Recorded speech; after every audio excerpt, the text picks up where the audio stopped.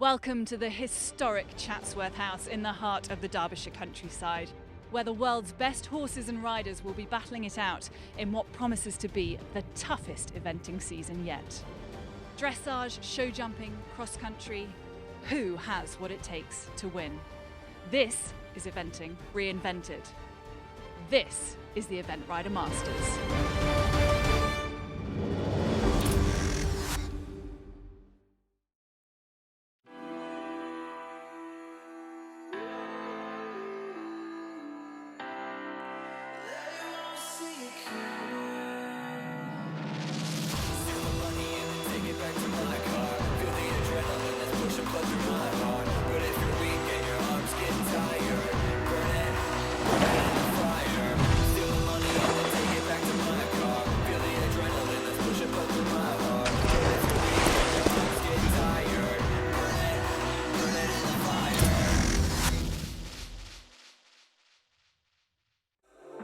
The 2018 Event Rider Masters Series is here, and it is back bigger and better than ever before. Leg one in the series kicked off this weekend at the Dodson & Horrell Chatsworth International Horse Trials. Yesterday was all about the dressage. Today is all about the jumping phases, and this iconic location, the seat of the Dukes of Devonshire, is a unique challenge for those making the lineup. Former world, Olympic and European champions all in the field, and we've absolutely no doubt that the show jumping and the cross country will impact on those leaders overnight. We won't know the winner until the last horse crosses the line a little bit later on this afternoon. So welcome to Chatsworth. We're delighted to have you with us, and we'll be bringing you all of the action throughout the day. Joining me in the studio, delighted to say, head coach of Swedish Eventing, Fred Bergendorf, and also from Echo Ratings, Dernburn. What an afternoon. I think it's going to be fantastic. Derm, stats-wise? Yeah, we've been waiting for this. This is the decider at Chatsworth. The decider comes into speed this afternoon. You've got to be able to jump clear. I mean, it's 10 seconds. 10 seconds are going to be very valuable out here today. Every pole is 10 seconds. Well, it's all going to be about the time. But it's not just us here in the studio. Let's go and say a very good afternoon, Hannah. Yes, good afternoon, Nicole. Well, as you can see, I am here in the heart of the show jumping arena, next to one of the huge show jumps that our riders are going to be having to jump very, very shortly. The tension is building. All around me, riders are walking the course and getting ready. Now, this is a die-body designed course, and if her track record is anything to go by, these jumps are really going to put the horses and riders through their tests. The crowds are building, the sun is shining, and the atmosphere is absolutely electric.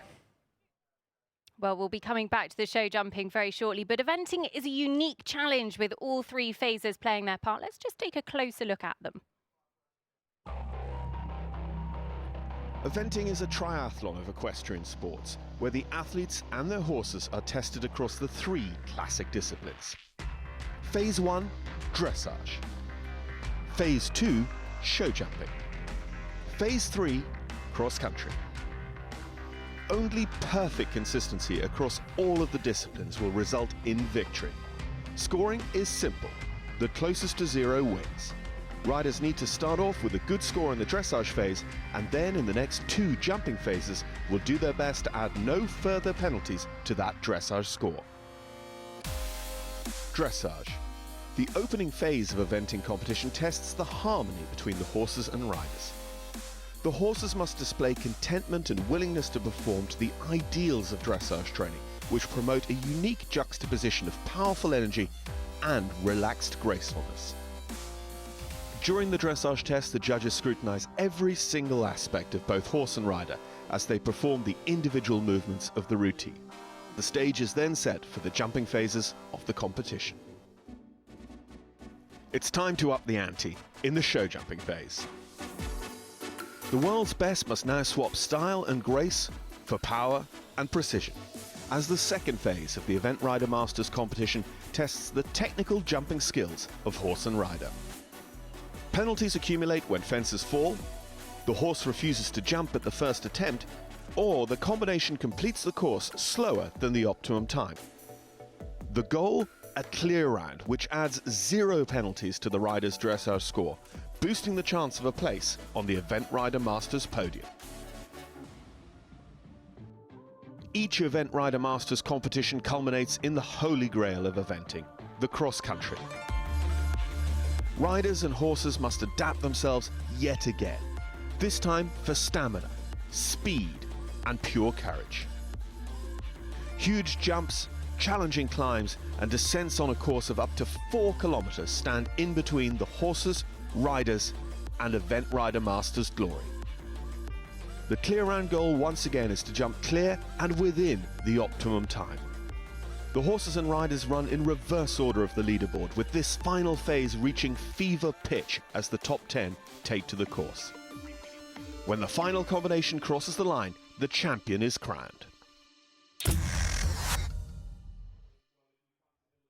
So yesterday here at Chatsworth was all about the dressage. Let's just see how the action unfolded. 39 of the world's best horses and riders arrived at the first leg of the 2018 Event Rider Masters, hungry to make their mark on the season opener at Chatsworth House in Derbyshire. It was awesome to win the Event Rider Master Series last year. I'm riding a really young horse here. He's only an 8-year-old and this is his first time at this level. I don't think I'm going to win, but we're here to enjoy it and have a good experience. I sort of do feel like the whole world might be watching, thinking that I can go really fast now, but I think the first phase is probably my big job here, just trying to get her settled for the dressage. But if we can, then she certainly is in with a shout. Colonel Thibaut Villette on King de Brio spearheaded a strong field of French riders. Their dressage test earning a score of 26.6 from the judges to secure third on the overnight podium. A score of 25.4 for British rider Pippa Funnel and Sandman 7 meant that the combination lay in second at the end of this first day with their excellent performance. But it was Funnel's compatriot Laura Collett on Mr. Bass whose routine impressed the judges the most. Their score of 25.3 meant that the duo just held on to a lead by 0.1 of a penalty going into the show jumping. Join us for all the Day 2 action live on eventridermasters.tv. Well, the dressage yesterday was certainly exciting, and that leaderboard is tightly bunched. Just one pole in the show jumping. That's 10 seconds in the cross-country covering the top 14. 2 poles covers the top 30. Well, I think we can just take a few moments to talk about Equa Rating's thoughts on the dressage. Was it what you expected? Yeah, I think generally it was what we expected. I think perhaps a little bit lower than we would have expected in a couple of places, but we're able to look at the expected dressage score of the whole field. We're able to look at the actual scores as they come in, and actually when you compared the two, it was a fine performance from the judges yesterday. Just looking at that last 10, Nicole, 29.2 was their expected score from the algorithms, 29.1 was the actual score. So to be able to show that consistency and quality of judging is a real testament to the judges. And in terms of how tightly packed that leaderboard is, Derm, obviously the removal of the dressage coefficient has made that extra tight. Yeah, it's something that we're talking about quite a lot now between Kentucky, between Badminton, and now coming to a top field here at Chatsworth in the Event Rider Masters. It's not just the removal of the multiplier, it's also top quality fields. You know, the horses now are actually consistently getting closer and closer to each other in dressage. 1 pole separating the top 14 at the moment, so any mistakes are going to be punished. But that's the same at top level sport and has been the same at top level eventing for some time. So you can't afford poles. You can't afford lots of time. The multipliers having an effect, but it's also just top level sport. Well, let's talk about our leader for a second, Mr. Bass, Laura Collett. This test has almost been coming for a little while now. I know Equa Rating's very excited to see that personal best in the dressage yesterday. He's strong in all phases. He's put himself right out there, hasn't he? Yeah, absolutely. I mean, that's the wonderful thing about the way our sport is set up. If you can get to the front, it's now yours to lose. And this is a horse that is going to be very hard to get past. Of all the horses, you know, who are able to finish on their dressage score, not add penalties, there's only a couple of names which sit ahead of Mr. Bass. You're talking about Escada, you're talking about La Bibliothèque Sam, RF Demeter. There's not that many in the world looking at 3 and 4 star. He sits in the top 5 in the world at being able to finish on his dressage score. He's 8 of them already. Just behind him on the leaderboard, Sandman 7, Pippa Funnel. Can Pippa hold on to that second spot, put the pressure on Laura? Jumping this morning, probably. Jumping this afternoon, big question mark. Well, we'll be watching this space for the jumping this afternoon. But let's go and talk to Hannah, because Hannah, I imagine the tension is building out there. It is absolutely gorgeous out here, and I'm here with Laura Collett and Dybody. Laura, our overnight leader. How are you feeling? Yeah, not too bad. Mr. Bass is my favourite horse, and he owes me nothing, so I'm just trying to enjoy him. No pressure at all, Laura, but word in the studio says now you are the most successful person in terms of finishing on your dressage score. Is that going to be repeated today? Well, I sure hope so, but hey, we'll see. And you've got Dybody next to you. She's the course designer. You've just walked the course, presumably. What do you think? I don't think there'll be too many clear round show jumping. Yeah, it's a serious track. Lots of distances, related distances, up to height, and yeah, it's a typical die track where it keeps us thinking and makes the horses jump. And you're last into the arena here. Does that add to the pressure? Yes. Yeah, but like I said, I am trying really hard just to enjoy him. Look, the horse failed the vet and was a write-off as a 5-year-old. He's now 10. He's won a world championships as a 7-year-old, and he owes me nothing. So I genuinely am just trying to enjoy him. Okay, well, we hope you do. Di, is she going to enjoy the course? I certainly hope so. Makes me feel dreadful now. Yes, I'm sure she will. Yeah. Tell us a little bit about it. What have you tried to do this year? Well, we've had a little bit of a challenge with the centre of the arena, so it's sort of dictated certainly where we go. I just they're so good, these eventers now, that you know the jumping Grand Prix tracks at this level, and you have to keep thinking one ahead, hopefully, and just give them challenges to make the cream rise to the top, hopefully. And presumably you're not here to make friends, you're here to make this as challenging as possible. Now, Laura just said to me that it was very challenging, and you felt a little guilty, I think. No. They always say that, and then they come and jump clear. So it's not to catch them out, it's just hopefully that we give them something to think about and produce what they're all schooling for all the time. You know, they're so good, and they make it look good. And Di, very quickly, how many clear rounds are we going to see today? I don't know. It's very hard to predict. I don't build it for a set amount of clear rounds. It's just that I want everyone to look good, and if a pole rolls, then it's not to my benefit. It's just hopefully that they have a good round. I just want them all to have a good round and look good. Okay, well, you heard it here. Dybody keeping her cards very close to her chest there. But if you want to get involved, if you want to try and predict how many clear rounds there are going to be here in the show jumping arena, you can get involved. Download the SAP app. You can do all of those predictions. You can decide who you think is going to be winning out of the show jumping, and all sorts of other fun to be had. So get online, download the SAP Judging Spectator app and get involved. Nicole.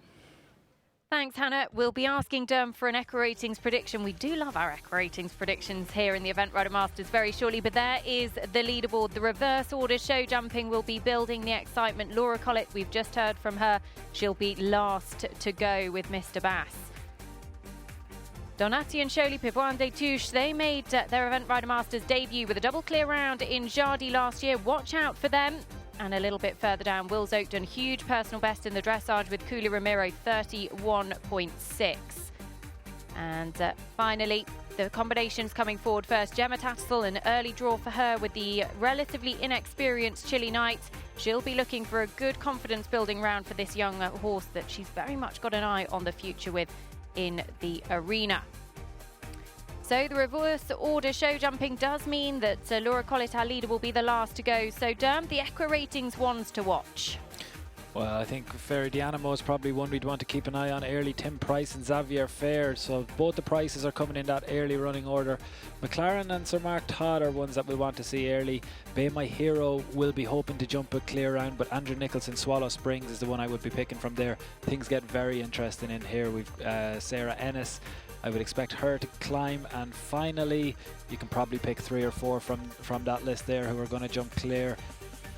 Tattersall's winner Vittoria Panderson on Checkers Play the Game. I think they could, well, they'll be hoping to keep the poles up, but that'll be the challenge. The top 2 I would expect can both deliver a clear round here. Well, certainly we know that there are going to be plenty of movers and shakers on that leaderboard. Fred, you've walked the course. What are your thoughts? Yeah, I think Body's built a really interesting course. If she got the time right here, which I think she has, she normally does, it gives the riders lots of options straight away from fence one, really. I think there's a lot of these riders which jumps very well if they're not rushed. Now the way she built it, they have to make choices all the way around, so it's going to be really interesting. And as a trainer, obviously you train the Swedish team. Do you have a lot of input in that? Do the riders have a lot of choice as well? How does that work? Yeah, I think the riders have a lot of choices. A good rider knows what he wants to do, so they are in charge of the training and a little bit just bounces off the ideas from me. Well, we're about to find out, because the first horse is in the arena. It is Tom Crisp, and he will be getting us underway. So this is the first opportunity we'll get to see Body's track in action. And Liberty and Glory, the ride of Tom, comes forward with 40.6 from that first phase. Tom experienced up to 4-star level, and this horse actually 11 years of age, this mare by Carantino Glory, was homebred by the Crisp family, owned by Tom's wife Sophie, who originally produced the horse at the lower levels, and also Patricia Balfour. They'll come forward. Salute to our ground jury. Before they start their round, our ground jury consists of Angela Tucker from Great Britain. She's the president of the ground jury, Seppo Lane from Finland, and also Christina Klingspor from Sweden. So here we are, the show jumping phase of leg one of the Event Rider Masters. Welcome to the Dodson and Harold Chatsworth International Horse Trials. And Fred, just talk us around this Body track. Well, straight away here it starts. You get choice between 7, 8 or maybe 9 strides as this horse did, and that takes time straight away. Then you got the 5 strides, came up a little good for this horse. Now you got a choice turning to these event riders planks, which makes you make the time up a little bit because you've got a tighter turn. Well, the time allowed is 74 seconds, but for every second or part second thereof over that time, it is 1 penalty to add to the score.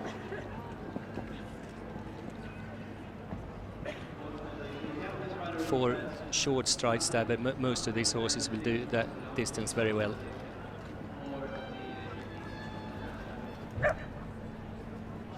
That's going to be interesting in the end of this line when it turns to the last fence, if it goes inside to the last or not.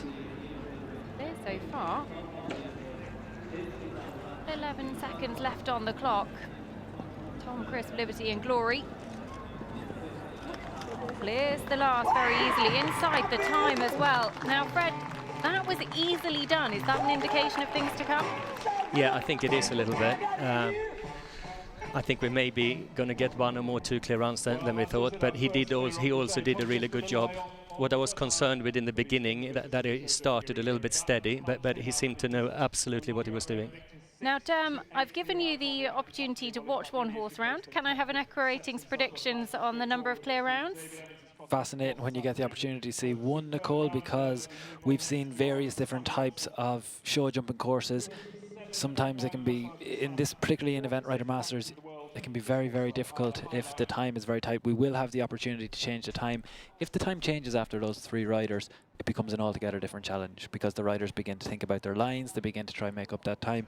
I'm on about 10 at the moment, but talk to me after we set the time. Well, the ground jury have the first 3 riders to determine at that time. 74 seconds as it is at the moment, as next 2 come forward with the Keir family's horseware are to highlight. It is Sam Watson, 1/2 of Echo Ratings. Didn't have the easiest of times in the dressage yesterday, but an eye certainly on the future with this horse. Sam thinks a huge amount of 38.0, their score coming forward into the show jumping. Coming back to the Event Rider Masters planks. Now talk us through that, Fred, because that is an option. The riders can either take the planks or they can take the slightly longer option of the perhaps slightly easier parallel. Yeah, if you turn down to the planks, you save about 3 or so seconds, I think. It's just the planks come down very easy, so you have to really trust your horse to jump it.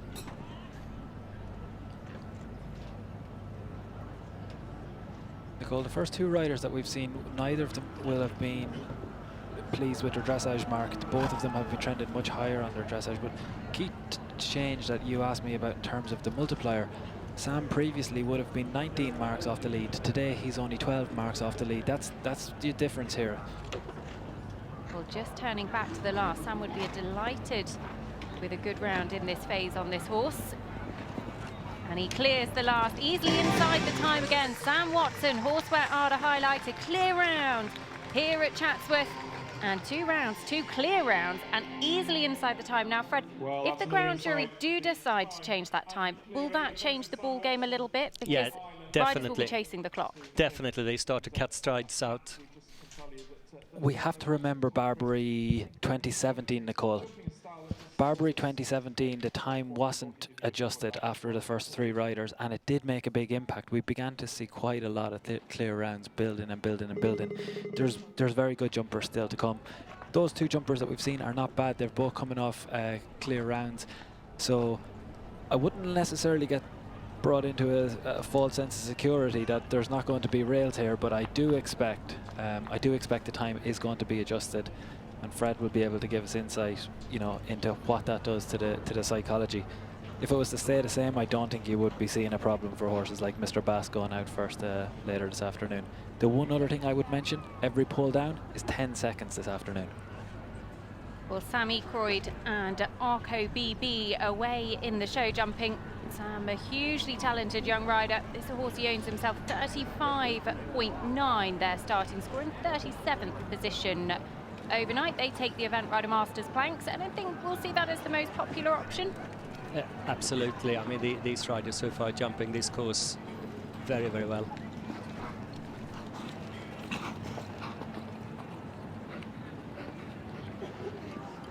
Well, don't forget that you can get involved in the show jumping. You can download the SAP Spectator Judging app for free in your app store.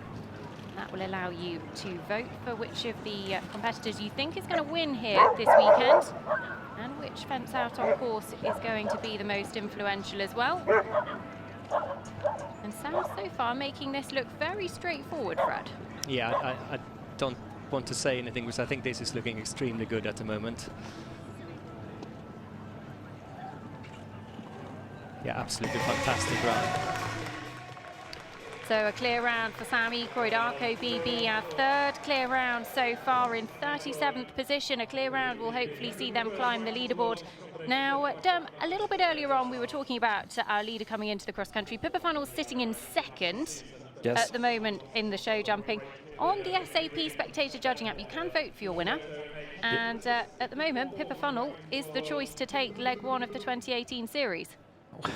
Well, Nicole, that is because the audience love Pippa Funnell. We all love Pippa Funnell. Of course, but Legend I mean, those heroes and icons will always get more votes. Like what I mean, yes, of course it's possible, but I would be looking back at the last year. I've got, you know, 20 penalties at Bramham in the CCI 3-star. They retired at South of England.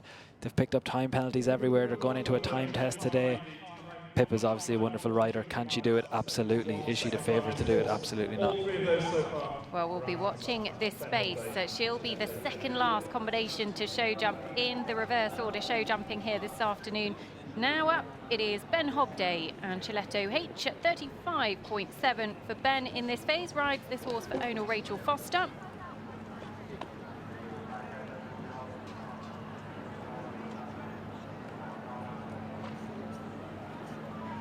Now, Fred, Ben again takes those planks. You said it costs about 3 seconds. That could actually be 3 penalties on the leaderboard. That must surely go through a choice in the rider's mind when they're taking their course walk. Yeah, it definitely does, but also they're so keen to get inside the time on the same time as they got so much faith in the horses. You know, these guys are so good. So they seem to be absolutely the favourite option at the moment.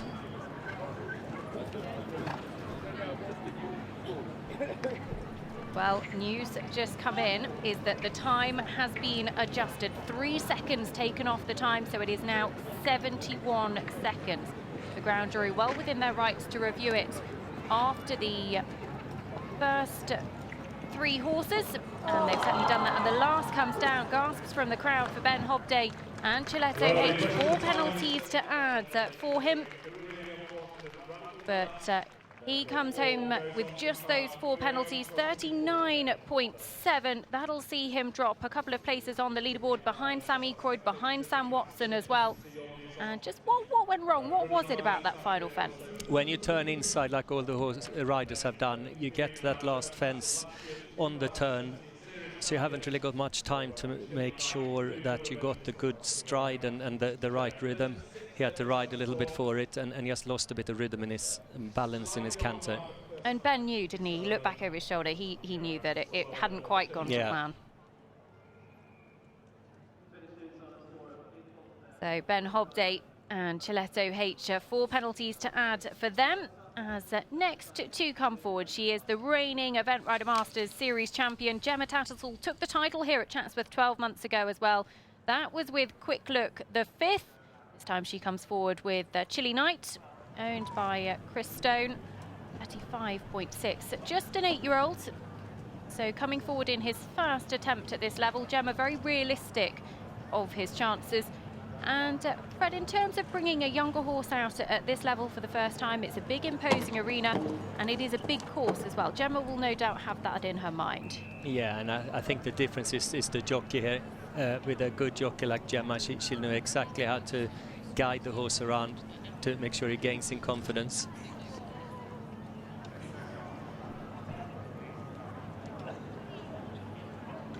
So 1 pole down so far. Gemma, Chilly Knight, Alfie as he's known at home. Just a little green going into that combination perhaps, Fred? Yeah, it looked like he had a little look and lowered the back and just caught it with his hind legs.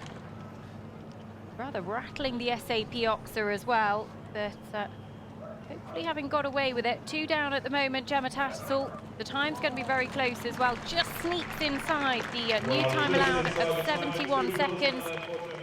So 43.6 for Gemma Tattersall and Chilly Knight.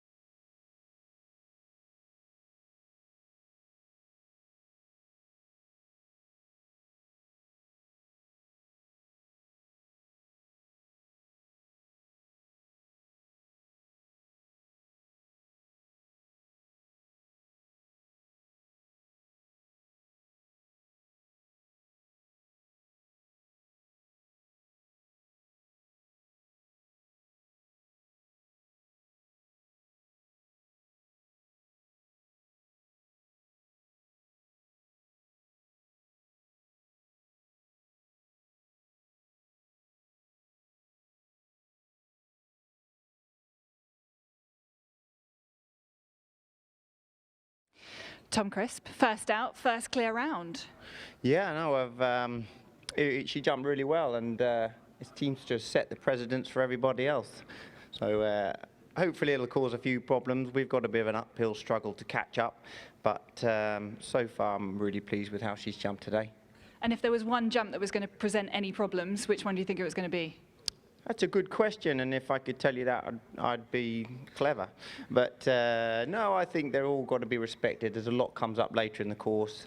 The ground's still a bit holding, so you've got to keep your concentration all the way to home. Okay, well done. You did a great job. Let's see how the others get on. Thank you.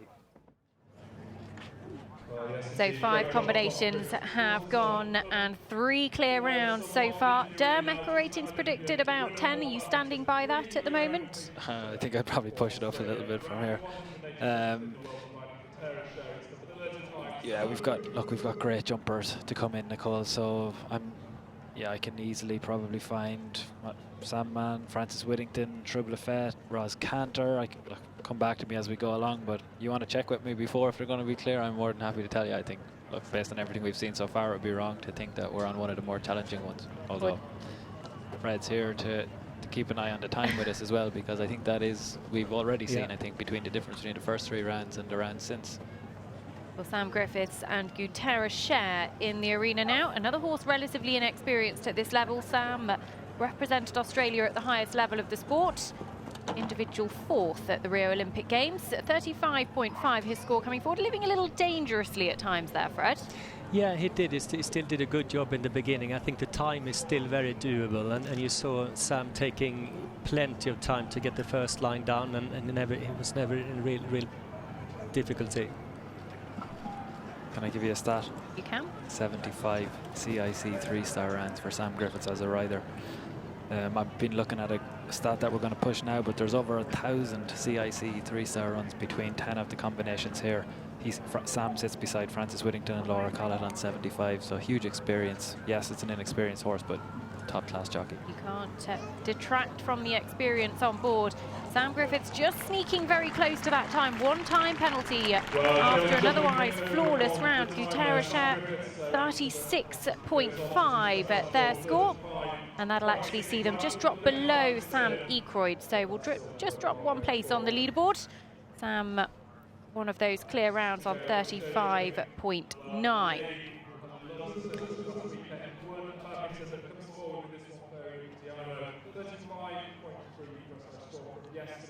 But a really good experience for this young horse, as next to come forward will be none other than Janelle Price. Janelle for New Zealand with Fairy Dynamo. This is a horse that has been such a star for her over the years. Actually was her ride at the Rio Olympic Games, owned by Janelle alongside their longtime supporters Trisha Rickards and Jackie Green. And a horse that's been on an Event Rider Masters podium previously as well. Finished 3rd at Bramham last year. Fred, she's a feisty mare, but channeling that in the right direction can often be a good thing. Absolutely, and she's got a fantastic jockey on top, which is riding as good as she's ever done at the moment. And we see her here, because she's not really in a rush, she's got so much time to work out that the horse got the right canter and the right balance in front of the jumps. Well, we saw a big performance from Classic Moyle last week. On the numbers, I wasn't sure that Classic Moyle would be able to jump clear last week. On the numbers, I didn't know if Fairy Dynamo would be able to today. They defied us, the numbers last week. They have had a pole today, but can they keep it to one pole would still be quite a good result. They'd had 2 down in 3 of their last 4. So we're coming towards the end. 1 down, not bad for Fairy Dynamo. Still a huge strength in the afternoon. Well, it drops her 3 places on the leaderboard as she clears the last inside the time allowed. Fairy Dynamo, Janelle Price, just the 4 to add. That time allowed, Fred, that has been adjusted, 71 seconds now. It is still very achievable, isn't it? Yeah, it's very achievable, and you see the riders starting between fence 1 and 2 being able to put the horses just in the right canter to jump 2 and 3. The 5 strikes, they're easy, which otherwise would have been a bit tight. So it's still very doable. So just the 3 clear rounds remaining so far. And don't forget that you can vote yourself in the SAP Spectator Judging app. Stats are in, Nicole. 3 clear rounds is the lowest that we ever had in terms of at the final, at the end. So if we'd no more, it would be equal with Jardy 2017. I was going to say Jardy 2017. 22 is the highest. That came at Barbary 2017. I mentioned that to you, but very interesting. Chatsworth 2016. It had 17. We had 17 clear rounds at the first ever Event Rider Masters at Jardy. At Chatsworth 2016, but that wasn't to do with the course, that was to do with the strength of the field. That day we saw huge strength. So I'll update you as we go along. Well, Matt Heath, one of a kind. The first that we've seen to take those planks, Fred. Yeah, it just looked, now he got the shot from the front, but it just looked like he got towed into the base of it a little bit. So 4 to add so far. He seems to be shaving the time pretty tight on the corners. Yeah, again, he's very experienced. He would have watched the riders in before him and worked out where he needs to go. You see that again, turning quite tight down to the combination. Was jumping that one fantastic. It is a very big square oxer, that SAP oxer, isn't it, at the penultimate? Yeah, it is, but he's got a lot of time. He's got the 7 strikes going down, that just making sure he gets the horse just where he wants it. Well, just sneaks a time penalty as well, so the Event Rider Masters planks go and a solitary time penalty for Matt Heath, and a one of a kind. And that's going to take him a little bit down the leaderboard. It's going to cost him places on that leaderboard. Sammy Croyd will continue to climb, and Matt will drop 3 places. Will go behind Sam Griffiths and behind Sam Watson as well, who's also on the climb. 3 clear rounds so far. The big one for me, Nicole, we're going to touch on it a little bit as we get to the top 14 where it gets very tight. But every pole is 10 seconds. And 10 seconds at Chatsworth. 10 seconds at Chatsworth is massive. I mean, we'll talk about the cross country a little bit later in the afternoon, but I really think that 10 seconds, it changes everything. People don't focus enough on how expensive these poles can be. Well, Carlos Parro, a Brazilian Olympian in the arena now. Maxime Fox rides this horse for Hidden Valley CP. 34.0, can't afford any jumping penalties to stay ahead of Sammy Croyd. Just talk us through that, Fred, because that was expensive and he really had to take a pull. Yeah, very much. He started nice and forward over the first 3 jumps and then got a bit backwards, both to the planks and then down to the combination as well. Didn't really have the horse where he wanted it. And that triple bar, maximum dimensions, 1.30 m high by 1.60 m wide. Riders have to open up and then get back for the vertical as well. Tighebody's a clever lady, isn't she? Oh, she built fantastic horses, and it really suits the event horses and what they do. I think she really worked it out well. Oh, 2 poles down so far, dropping them 6 places on the leaderboard, but that's going to be expensive as well. Carlos Parro and Maxime Fox coming round to the final vertical, maximum dimension of 1.30 m, and he's going into time penalty territory as well. So 4 time penalties and 12 jumping, 16 to add for Carlos Parro, Maxime Fox, and that gives them a total score of 50.0. Freddie, he started out confidently, and unfortunately the poles came pretty late for him. Yeah, I think he started off very big and open, and as long as he saw those forward shots, it worked well. When he had to be a little bit more organized, he just found the course more difficult.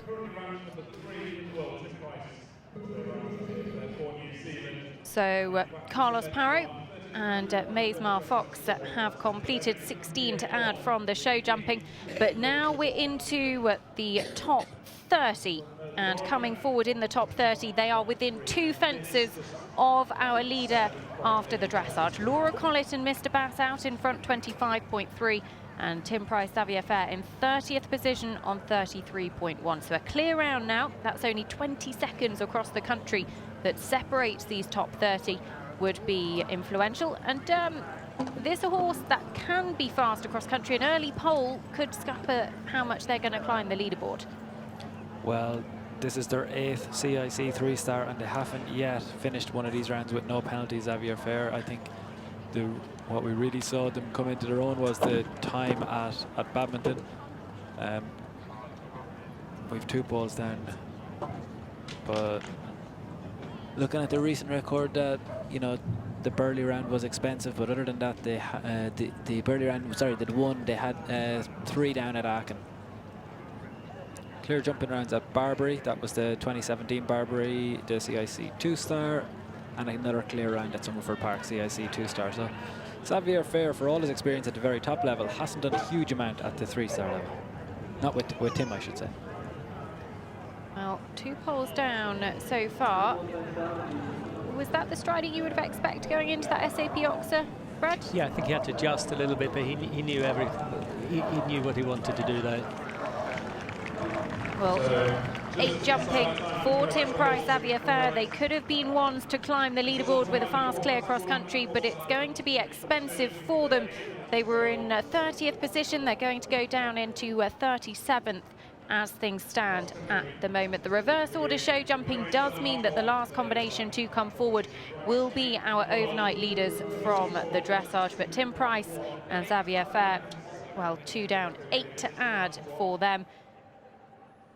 And just the first part of that combination go, I think the first time we've seen that one go. Yeah, if you see the horse, maybe some of the other horses been a little bit more agile in the canter, and that I think is the difference to make the jump. Well, Sir Mark Todd comes away now with the McLaren. This is a horse he thinks a huge amount of for the future. 32.0 their starting score. And a horse that is relatively inexperienced at this level of competition, came from novice up to 3-star within the space of around 12 months or so, but no better man on board. And perhaps one of the more extravagant jumpers that we've seen so far. Yeah, this horse moves really well through the back when it jumps. Lots of height. Sometimes been a little bit loose in front, but yeah, it's looking very good at the moment. It must be such a treat as a rider to have a horse that really does try for you over a fence as well.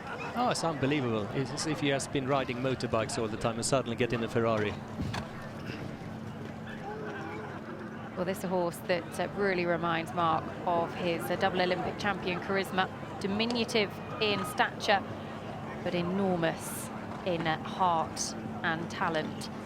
And just looking a little tight on the time, I think. He's got the final upright to go, and I think he's going to sneak into time penalties. The clock turns red, and that is going to be 4 time penalties to add for Mark Todd and McLaren. Well, they picked up time penalties in 3 of their last 6 internationals, picked up time penalties at Rockingham, at Harastapan and at Blair Castle, so that's definitely going to be an area for them to keep an eye on in the future.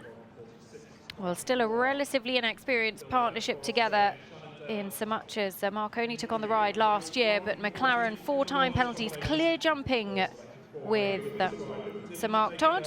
So that means we have just 3 clear rounds so far. They came from the first 3 that came into the arena in Tom Chris, Sam Watson and Sam Ekroyd.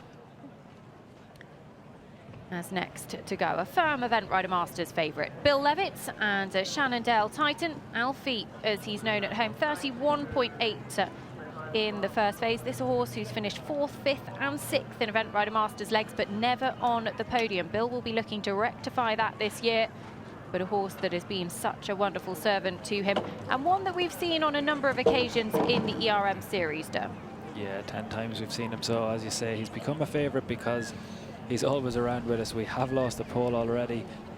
Generally, he is quite a good show jumper. He's coming in here off the back of 3 clear consecutive rounds, Blair Castle and Blenheim at the end of last year, and started with a clear inside the time in the show jumping at Belton.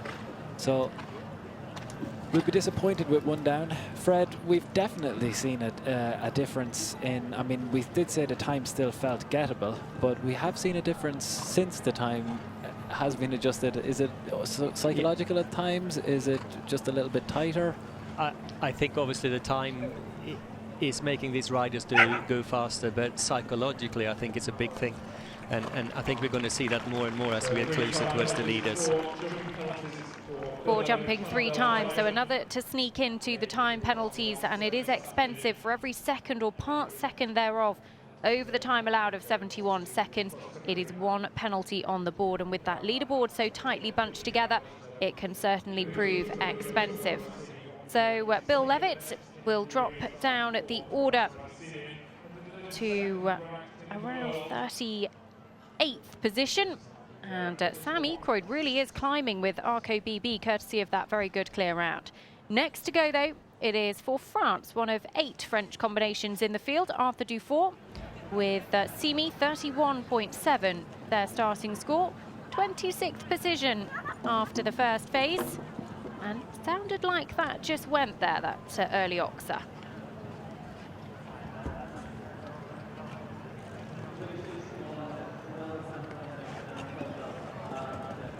Fred, we have pretty much perfect conditions out there today for this kind of competition, don't we? Yeah. That's got to make the rider's job a lot easier as well. Oh, absolutely. The going is good. It's easy to ride on. It makes it much easier to keep to your plan. That's a second pole for Arthur Dufour. Simi went with the back legs. It was a convincing pole, shall we say? Yes, in between it does very good jumps, and sometimes maybe when it goes against the hand a little, he seemed to tense up and lose a bit of height. Well, it's proving expensive. Has cost him at least 12 places on the leaderboard so far. Arthur Dufour and Simi coming round to the final fence. The time's going to be tight too. And they sneak a couple of time penalties as well. So 12 jumping, 2 time, 14 to add. And that cost them 12 places on the leaderboard. 45.7 for Arthur Dufour and Simi for France. But within 2 fences of our leader overnight, Mr. Bass and Laura Collett, the last show jump here in leg 1 of the Event Rider Masters. And the removal of the coefficient has certainly made things tight on the leaderboard. Fred, are you a fan of the new scoring system? Yeah, definitely, and because it gets a lot clearer to understand the dressage and work the dressage penalty points out, and it makes the rest of the competition really, really exciting, I think. For sure, we have to look to make sure if you need to do another adjustment or not, but a step in the right direction. Stella Bonatti and Zeron, 31.7 coming forwards on an equal score to Arthur. Combination that competed at Barbary in the Event Rider Masters last summer. Actually finished in the top 25 there. One of 2 Italians in the field, 9 nations in total represented.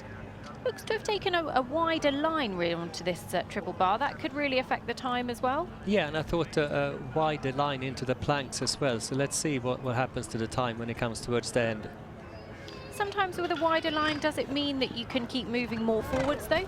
Yeah, definitely. It's not always a bad thing, and it depends a little bit. Some horses jump better out of a more forward canter, so you might choose to have a wider line to have a safer round. Stella Bonatti and Zeron clear so far as they come to the final fence, but the time is actually going to be their undoing. Another 2 pick up time penalties. The clock has gone red. They clear the last. They leave all the fences standing, but 5 time, and that cost them 3 places on the leaderboard. Stella Bonatti and Zeron.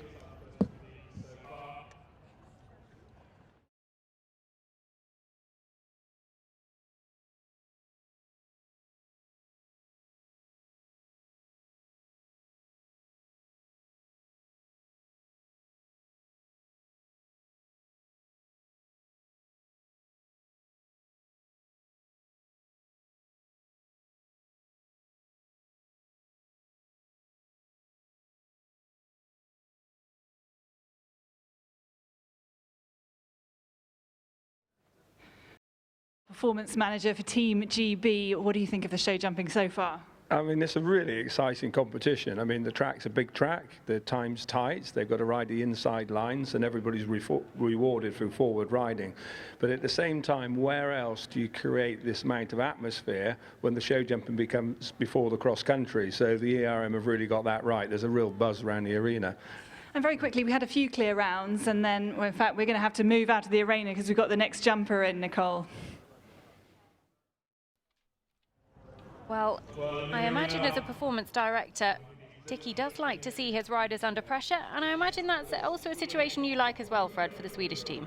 Yeah, definitely. The more time the riders and the horses could come out in this atmosphere, they get used to it and they know how to deal with it, and you can't do that anywhere else than in these kind of places. Well, don't forget, if you want to get involved at home, you can download the SAP Spectator Judging app. You can vote for whoever you think is going to take the title here for leg 1 of the Event Rider Masters. How many clear rounds that you think that there will be as well? At the moment, you're working towards 12 to 15. Well, we'll certainly need to see some coming soon because only 3 so far. But you are believing that our leaders coming into the show jumping, Laura Collett and Mr. Bass, are going to keep that lead throughout the afternoon. So do get involved. You can download it for free in the App Store. William Fox-Pitt, Bay My Hero in the arena, 31.6. This is a horse hugely experienced at the highest level of the sport, but has actually had a couple of years on the sidelines. Missed 2016 and 2017, so only recently back to international competition. Is there such a thing as being a little bit ring rusty, Fred? Is that possible for a horse of this experience? Oh, absolutely. And with all horses coming out for the first competitions in the beginning of the year, could be the same. But here again, we are a few months into the season, and he's got one of the best riders in the world on top of him. He's certainly not looking ring rusty, is he? No, not at all. So William Fox-Pitt, the time looking okay at the moment. Bay My Hero as they come round to the final vertical. Maximum dimension of 1.30 m. He clears it well, so William Fox-Pitt. A huge round of applause from the crowds here at Chatsworth. Bay My Hero add nothing to that score of 31.6. Going forward to the cross country, and he's going to take over as the clubhouse leader as things stand at the moment. Echo ratings have 4 clear rounds on the board so far. Would William have been one of those expected? Oh, I would think he would have to be. I mean, but he would have to be on form, which is how a lot of the algorithm will read it. One of the things that you've got to take into account is that huge gap, you know. So we've got belt in 2018 in terms of international appearances, but you're going to hold the way back to Blair Castle Europeans in 2015 for the round before that. Look, everything apart from he had one down at Belton, so maybe that's where the ring rustiness was shaken out of his system. We know he's a top quality horse. We know he's a top rider. It's good to see them back. Cooley Romero and William Oakton next. 31.6, their score the same as Williams. And a huge personal best for them in the dressage yesterday. Will's a really talented young rider. I imagine half of Scotland will be tuned in, cheering him on. 16 seconds on the cross country for Wills, behind our leader Laura Collett. That really is very little. But so far, so good, Fred. Yeah, I think it might have rattled the rail a little bit into the combination there, but bar that, the technique both from the rider and the horse here is next to none. It is very, very good.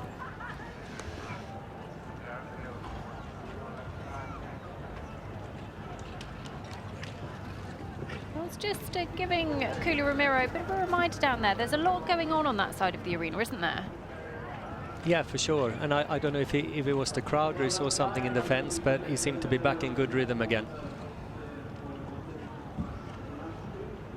Well, certainly looking okay on the time as Wills Oakton, Cooley Romero clear so far, jumps the last, and again another clear round. So Wills Oakton, Cooley Romero, what a weekend it is shaping up to be for this young man. A personal best in the dressage yesterday, a clear round over Die Body's show jumping track today, and it is clear round number 5. So heading towards the halfway stage in the show jumping, the reverse order show jumping here in leg 1 of the Event Rider Masters. If you're just joining me, then in the studio with Echo ratings at Derm Byrne, and also head coach for Swedish eventing, Fred Bergendorf as well. Derm, stats, how are they shaping up? Well, I want to update my clear round count. Okay, go on then. Just looking at who's jumping clear, I think we still have at least 6 who are going to go clear on top of that. So I'm going definitely over 10 now. I think we can probably get to 12, 13. Well, Blythe Tate, the former double world champion, comes to make his challenge to clear round number 6. Dassit Courage, his ride. 31.4 left him in 23rd position after the first phase.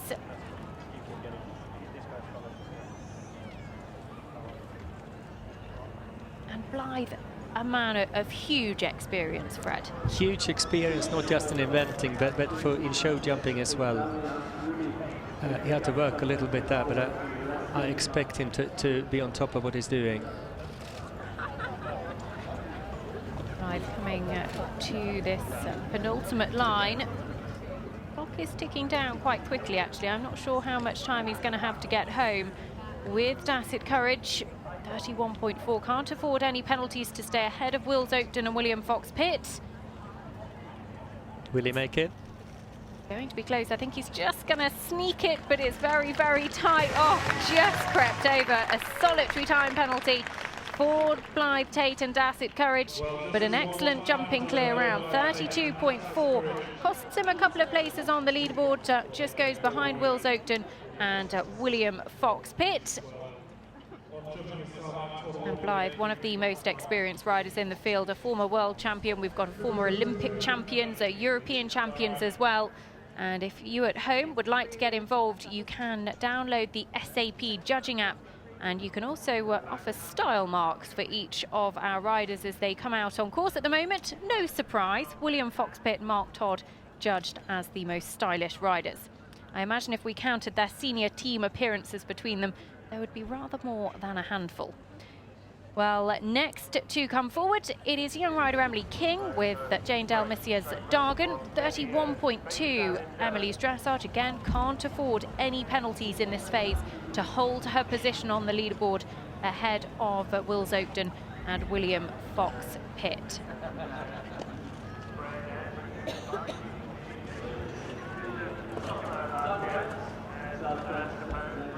We were talking a little bit earlier on, Fred. The centre of the arena, they've had a lot of problems with the ground with the bad weather.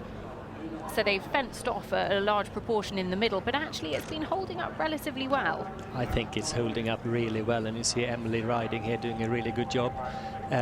Emily's also a very good show jumper, and I know spent a lot of time with Ben Mayer trying to be a little bit better at this phase through the winters, and I think it's really paying off.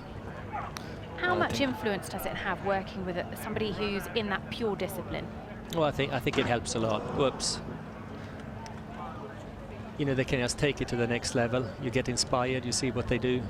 I think it's really important for us event riders to do that. An expensive pole down and expensive 2 time penalties as well. I mean, those 2 time penalties cost her a few places on the leaderboard as well. Emily King and Dargan, 29th position at the moment. That's a shame for her. She came forward in 22nd place. So actually that's some 7 places on the leaderboard. And just getting the opportunity to look at that again, she had to work exceptionally hard. Yeah, that definitely went from plan A to plan B or C. They look to be having quite a discussion. Yeah. So 6 to add in total for Emily King and Dargan, as that cost them 7 places on the leaderboard. At the moment, currently out in front of those that have show jumped would be Wills Oakton and William Fox-Pitt, both on a score of 31.6. But next to go, it is Andrew Nicholson with Swallow Springs, 31.2, their starting score, in 21st position. And a combination who were impressive here 12 months ago with a 5th place finish. One of the fastest in the field for the cross country as well. Yeah, expecting this guy to be probably in the top 5. Whether he can go past the ones ahead of him depends on the ones who are currently ahead of him. Sounds obvious, but there's a couple in there at the top of the leaderboard who now can go and finish on it. One thing I'd say about Swallow Springs, he had 3 down at Blenheim, but that was CCI 3-star. Well, one's gone. Has that cost him his chance to... 10 seconds, Nicole. That's the key number I'm going back to again and again. Swallow Springs was one of the fastest horses in the field last year. He was 1 second over. Only 3 horses were ahead of him in speed. But if we were to give everybody 10 seconds on him at the top end of the leaderboard, would they be closer? 20 seconds, I think that's probably their chance gone. That's how influential that is. That would have been a favourite for this competition up until now. Well, looks to be 2 down for Andrew Nicholson and Swallow Springs. 39.2 their new score, cost them some 10 places on the leaderboard as well, and that will unfortunately prove expensive for them.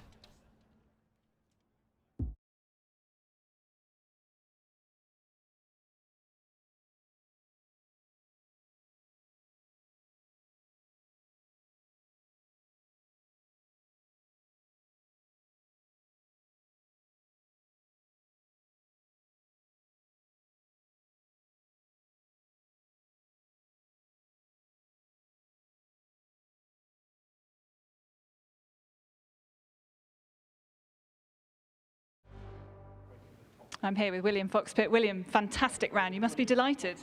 Well, thank you very much. Yeah, he jumped really well.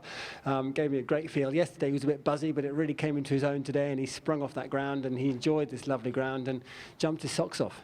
Well, the good news is the audience have been judging on your style and performance, and you're currently lying in 2nd, according to the audience, with an 81.5.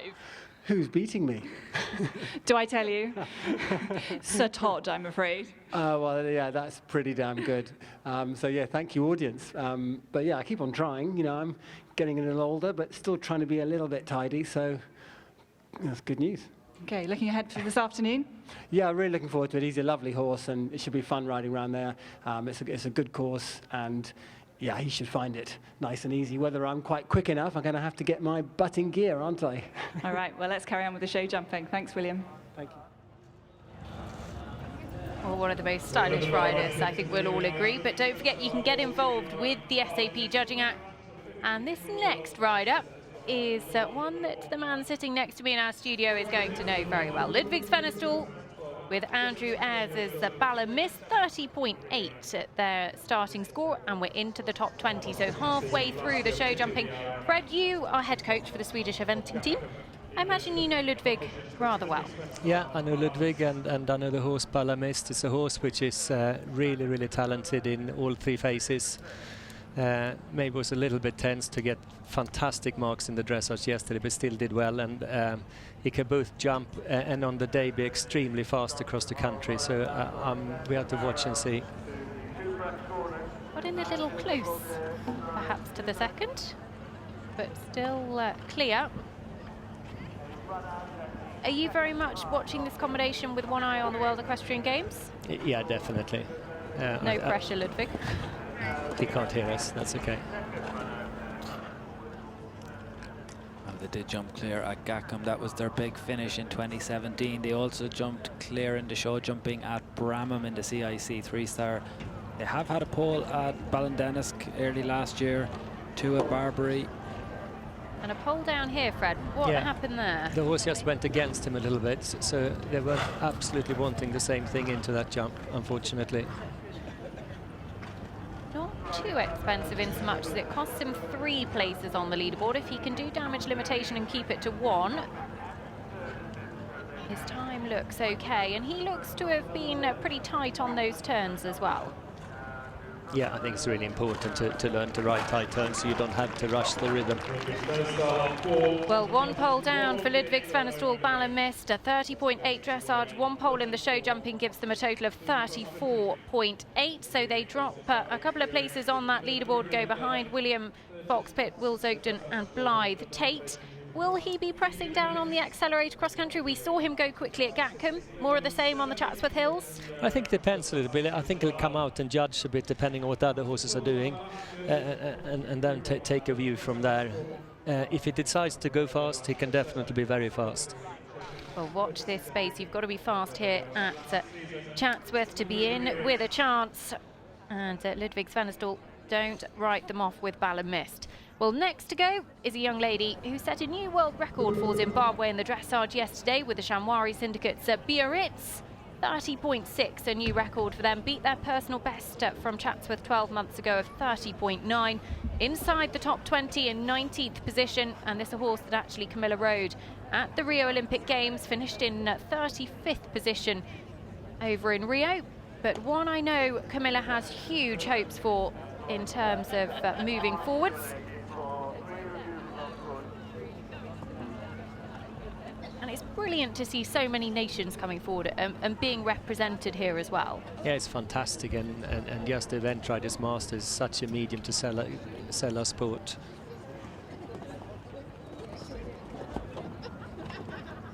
Well, all going well so far. They jumped clear at Hopetoun and Rockingham. They're both 2016. They have had rails at Rio, Barbary, Chatsworth, and they didn't actually get there at Lemoulin. So fingers crossed, they're already on a great weekend for Camilla and for Zimbabwe.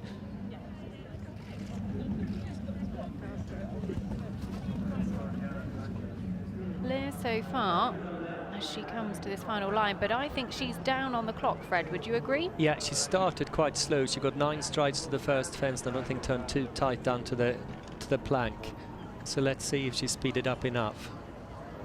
She's going to be very tight on the time. She's not going to do it. It's going to turn red, but how expensive will those penalties be? Just manages to limit it to 2 time penalties. Costs her 3 places, a total of 32.6 for Camilla Kruger and Biarritz. Well, that's the 4th show jumping round in a row that Biarritz has picked up time penalties. So again, the data giving you a little insight into the potential from a training point of view, Fred. It's one of the areas that we begin to look at. You can now get that feedback in to say it's not just jumping clear. Those time penalties in show jumping are very, very expensive. They're very expensive, and if she goes back and look at the video, she'll probably see that she lost them on the last 4 or 5 fences on the course. The pace looked good enough towards the end.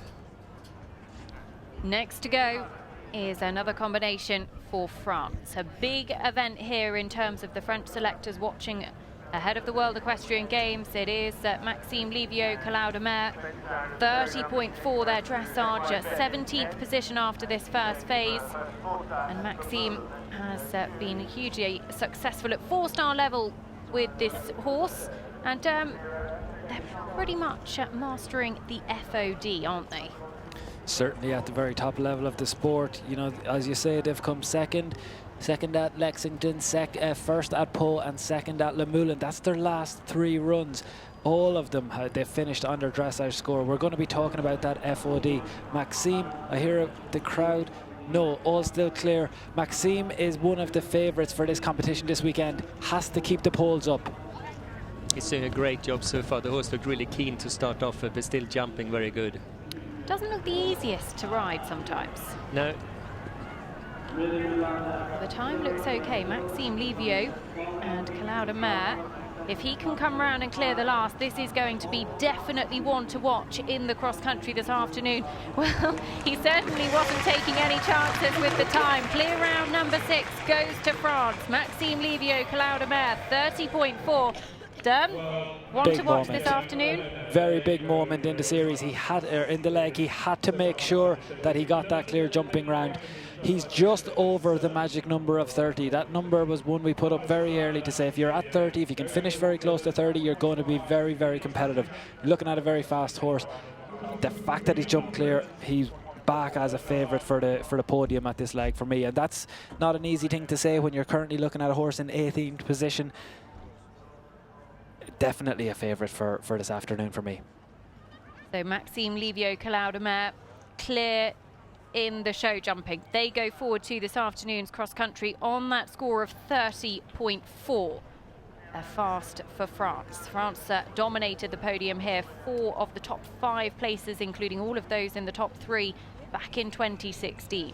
But what can this young lady do? She's an Event Rider Masters debutante here. Michelle Kenny for Ireland with Carlton. 30.4, dressage in 17th position coming forward to this phase. And Michelle, a rider who spends a lot of time pure show jumping as well. Spends time in the winter months on the Spanish Sunshine Tour, which again, Fred, we talk about mixing it with the individual specialist sports as well. That's got to be a real help for her. Oh, definitely, because you can go in and just think of show jumping and nothing else and get a lot of good advice and see a lot of good show jumping. Her technique here has been very good. I just don't know if she started forward enough. We will see. Technically, she's riding a very good run so far. Now, I did hear this morning that if she is well in touch after the show jumping, and a clear round would certainly put her in touch, she will be pushing the accelerator across the country. I'm slightly concerned about the time at this moment, though. Certainly ticking away pretty quickly. Well, Francis picked up 2 time penalties when he rode Carlton at Gatcombe Park.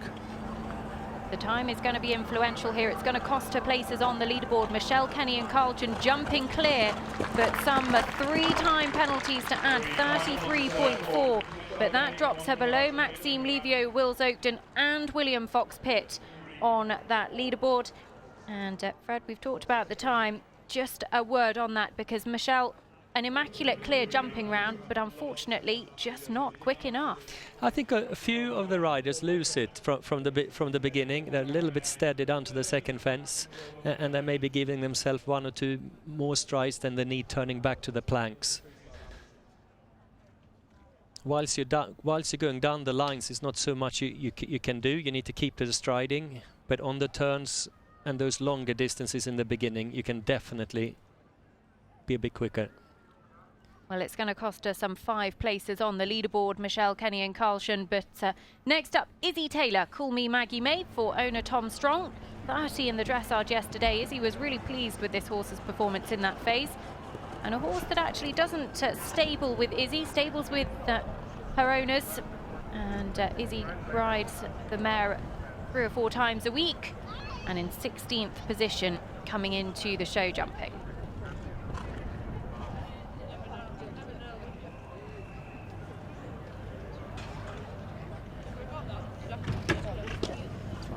That ox up, but it stays as he comes back to this penultimate line. Fred, so far so good. Yeah, she's an unbelievable jockey. Out in the cross country, she's probably one of the best in the world, and she's not too bad in here either. The time is okay at the moment. She's cut inside those flowers. So Izzy Taylor, Call Me Maggie May, clear the last, and it is a clear round for Britain inside the time allowed, 30.0. She'll hold that position of 16th place or climb, most likely to climb because it is very, very tight at the top of the leaderboard. Well, very interesting. Izzy Taylor has jumped 24 clear rounds in the show jumping in the last 12 months. That now brings her level with Laura Collett, also on 24.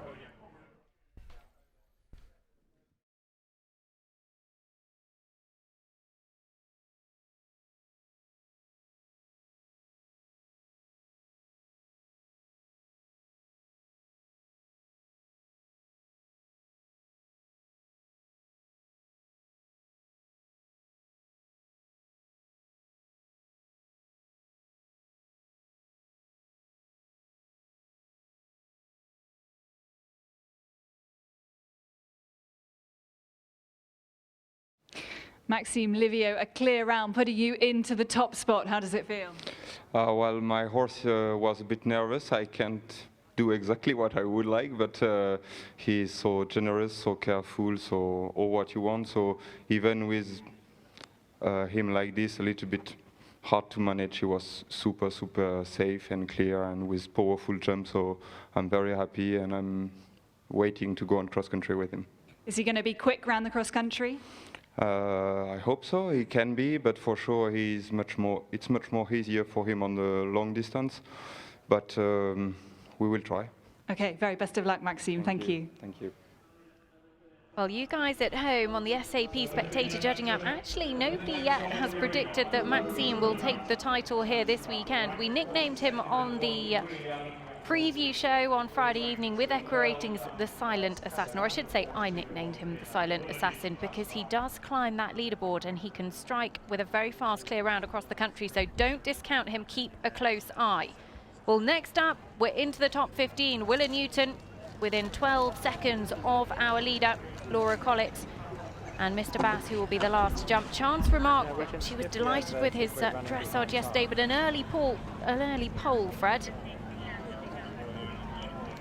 That's going to cost them some 3 or 4 places on the leaderboard already. Are we on time?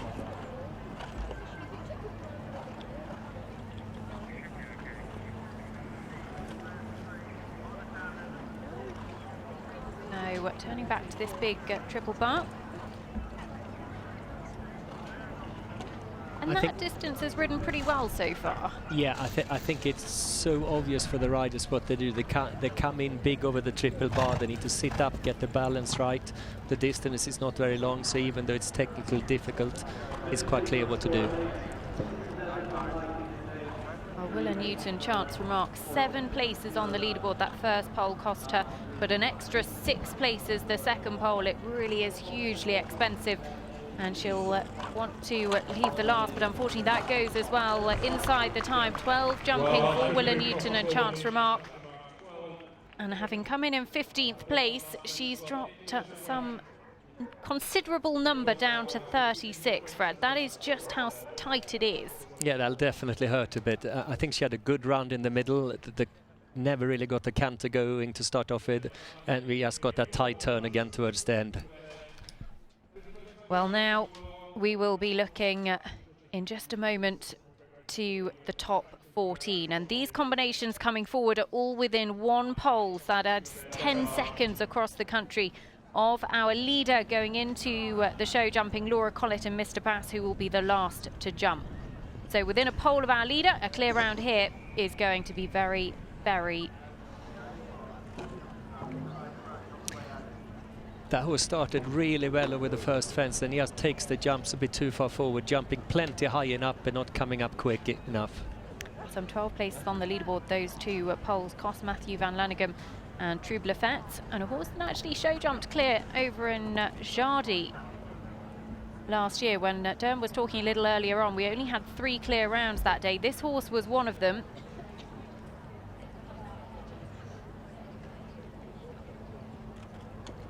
Unfortunately, and they were early poles as well, weren't they? Yeah, 2 very early poles, and I mean this horse looks like it well capable to jump clear rounds, but for some reason was far too flat in the jump. It's looking absolutely superb now. Really using his body. Can that sometimes be to do with either coming into the arena or perhaps the warm-up outside? Absolutely, there's a different feel in the warm-up, very different here in the ring. Well, Fred's absolutely right. Very, very capable of jumping clear rounds. Houghton Hall, Le Pouget, Samur, Jardy and Strigom, they had all been clear. Consecutive clears, 5 in a row coming into today. The one thing I would raise again, their last 2 rounds both gave us those time penalties. Jardy and Strigom, we've seen a couple of time penalties added here. Well, unfortunately, 2 down and 2 time penalties, 10 to add for Matthew Van Lanagan, and Trub Lafette dropped them well outside of the top 20. They were in 14th position coming forward, and the score that they take forward will be 39.2, which will see them in 30th position moving forwards. Next to come forward, it is a combination for Ireland, who have some exceptional Chatsworth form. Horseware Stellar Rebound and Sarah Ennis at 29.1, their starting score, in 13th position after the first phase. Rocket by name, rocket by nature, this horse. Derm, one I'm sure Echo Ratings are watching closely. Oh, no doubt people who believe in curses won't want me to say anything, but Sarah Ennis and Horseware Stellar Rebound are number 4 on the top rated show jumpers in this field. The only horse who's ahead of them has already jumped clear. That's Maxime Livio, Kalau the mare. This horse is technically jumping really well, and it's also started with a good canter. We're up on the 8 strides to the second fence, so a good start so far. They jumped clear when they won here back in 2014. They jumped clear but picked up 2 time penalties when they were 8th here in 2016. That was a very hot field. That's one of their top rated performances. Well, clear so far as they come to the penultimate line. Horseware Stellar Rebound, if this combination have left all the poles up, they will surely be big favourites in this afternoon's cross country. Just towed her a little bit down to that next last fence. Seemed to get the canter back again. The time is very close, and it just sneaks over a solitary time penalty, so that costs her just the 1 place on the leaderboard, 30.1. Again, Nicole, and I'm going to it again and again, but it's something that Fred will be interested in as well from a training point of view. Look at those last 6 show jumping rounds. There's on 2 occasions at both Poe and Badminton we did pick up time penalties. Yes, that's 4-star level, but the ERM test is technically very similar to, it's a huge question. So time penalties in your previous record are giving you an indication of whether time penalties will come into effect again. Yeah, definitely. Well, next up is a man who exploded on social media yesterday, Karim Leguag and Entebbe D'Us. His interview after the dressage really was quite hilarious. If you haven't seen it, do go onto the Event Rider Masters Facebook page and take a look, because he's quite a character, and certainly one that is going to be looking to go quickly across the country this afternoon. So, Entebbe D'Us, can he leave all the poles standing? Oh, Fred! Bit of a misunderstanding. I don't think the horse really knew what he was going to do, and 1 fence down.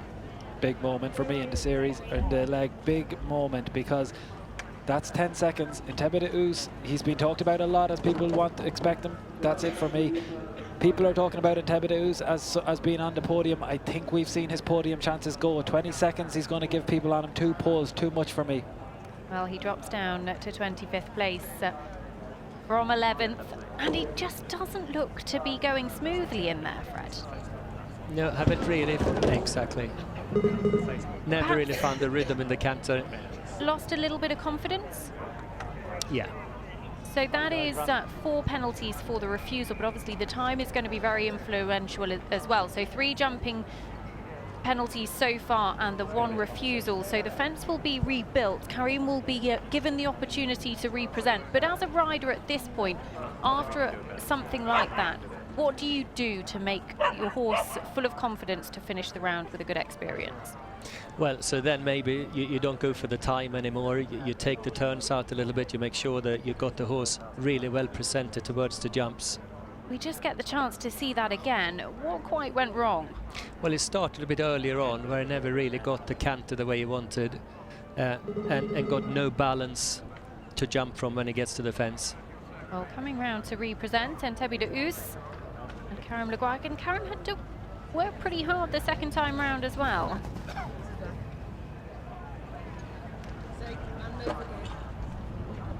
Yeah, and also feeling he really has to put extra leg on here.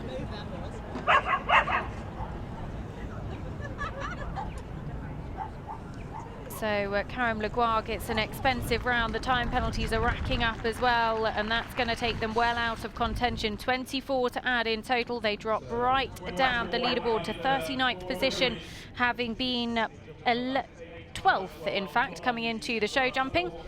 Or equal 11th, I should say, because that is certainly a round in terms of the leg. They were on the podium here 2 years ago. They've had 2 Event Rider Masters legs and 2 podium finishes, but it's not going to be the case in 2018 here at Chatsworth.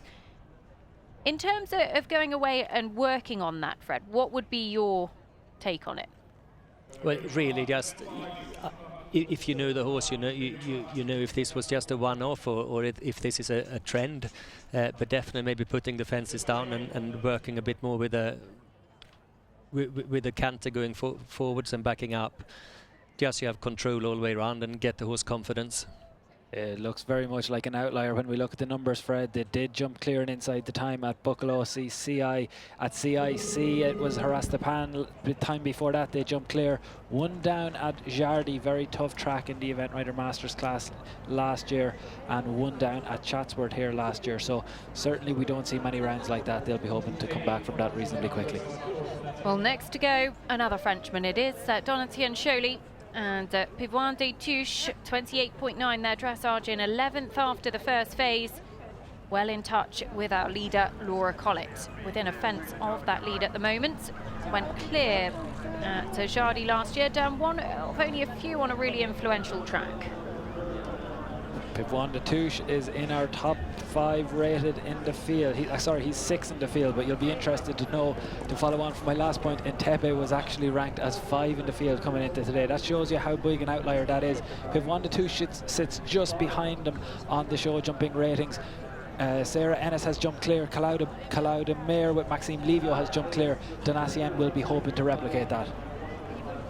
Well, he can't afford any jumping penalties to stay ahead of Izzy Taylor and Call Me Maggie May, and that's going to cost him on the leaderboard. In fact, it costs him some 7 places. Pivoine de Touche and Donatien Choly cannot afford any more.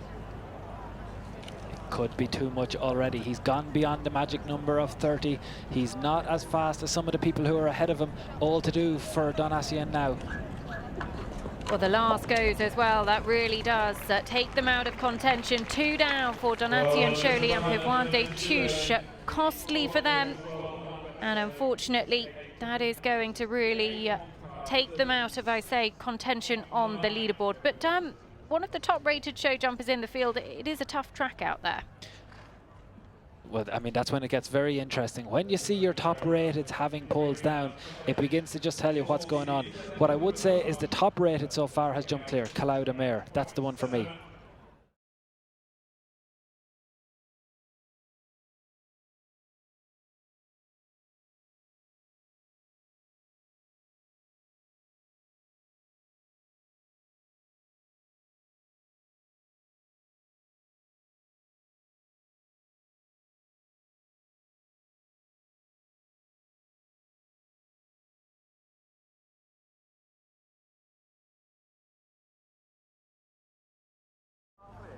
Well, back with Gwendolyn Furr inside at the top 10 now. The reverse order show jumping here in the Event Rider Masters. Romantic Love, a horse who jumped clear in Pau last year to take Gwendolyn's first 4-star title. 28.7, cannot afford a pole to stay ahead of Izzy Taylor, Call Me Maggie May.